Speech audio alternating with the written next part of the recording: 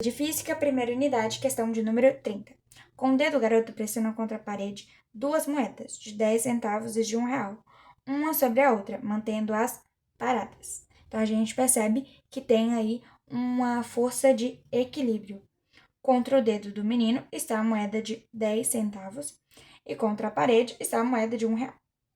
O peso da moeda de 10 centavos é de 0,5 newtons. Então, a moeda de 10 centavos pesa 0,05 newtons e o peso da moeda de R$ 1 é de 0,09 newtons. A força de atrito exercida pela parede é suficiente para impedir que as moedas caiam. Qual é a força de atrito entre a parede e a moeda de R$ 1? Para começar, a questão ela não ilustra o acontecimento. Então, eu desenhei aqui de uma forma bem simplesinha como funcionaria o fato. Esse quadrado, entre aspas, seria a parede.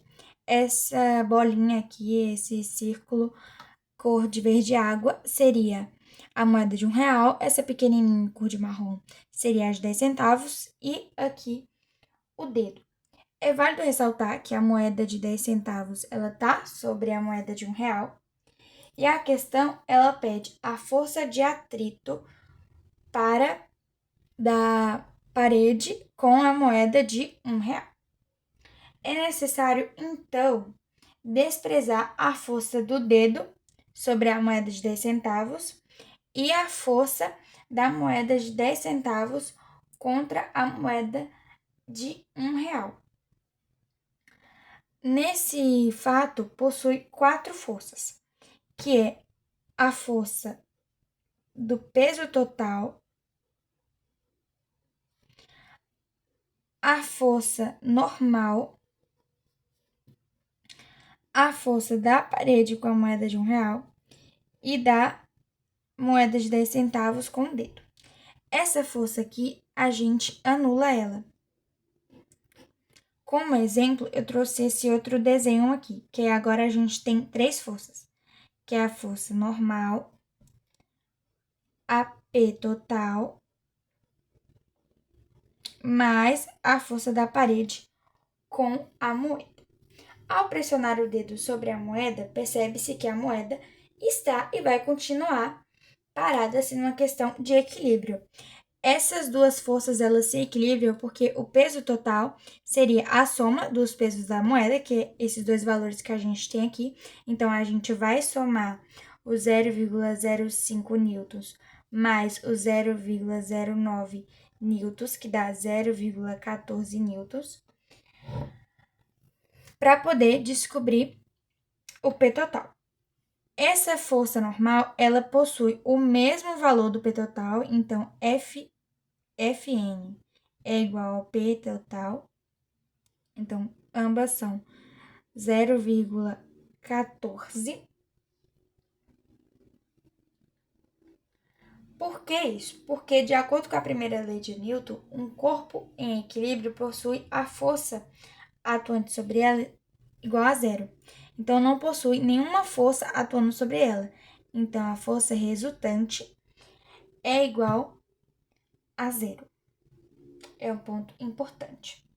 Quem equilibra o peso, isso é importante falar, que quem equilibra o peso não é o dedo, não é o dedo que está equilibrando, mas sim a força de atrito que o dedo permite ter, ao contrário do escorregamento. Então, esse é um ponto importante também da questão. A gente tem que, o P1, que o FAT T1 é igual ao P1. O P1 seria a moeda de 10 centavos. E, isolando a moeda de R$ 1 no eixo vertical, temos essas 3 forças, atuando sobre ela, que seria a força peso, a força de atrito e a força de atrito com a parede, porque essas aqui se anularam, Então, a gente pode colocar que a força de atrito do T2 é o peso 2 mais o FAT 1. Qual é o peso 2? 0,05 0,9, que é o valor da moeda de R$1. E o FAT1 é igual ao peso 1. O FAT1 pesa, o peso 1 pesa 0,05 newtons, que é o valor da moeda de 10 centavos, que é igual ao FAT1. Aqui, simplificado aqui. A gente vai somar os dois. Importante colocar a unidade de medida. E vai dar 0,14 newtons. Sendo a resposta, letra E, 0,14 newtons.